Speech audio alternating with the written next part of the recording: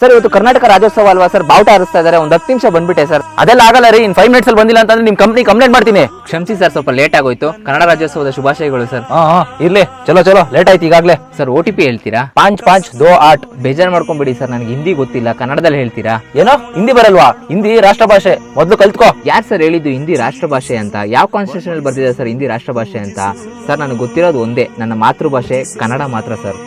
ಬರೀ ಇದೇ ಆಯ್ತು ನಿಮ್ದು. ನಾವೇನಾದ್ರೂ ಬಂದಿರಲಿಲ್ಲ ಅಂತಂದ್ರೆ ಬೆಂಗಳೂರು ಕರ್ನಾಟಕ ಡೆವಲಪ್ ಆಗ್ತಿರಲಿಲ್ಲ. ಯಾರು ಸರ್ ಹೇಳಿದ್ದು ಕರ್ನಾಟಕ ಮತ್ತೆ ಬ್ಯಾಂಗ್ಳೂರು ಡೆವಲಪ್ಮೆಂಟ್ ಆಗಿರಲಿಲ್ಲ ಅಂತ? ನಿಮ್ಮ ಡೆವಲಪ್ಮೆಂಟ್ಗೋಸ್ಕರ ಅಲ್ಲಿಂದ ನೀವು ಇಲ್ಲಿಗೆ ಬಂದಿರೋದು ಸರ್. ನಮ್ಮ ಕರ್ನಾಟಕ ಆಲ್ರೆಡಿ ಯಾವಾಗಲೂ ಡೆವಲಪ್ಮೆಂಟ್ ಆಗಿತ್ತು ಸರ್.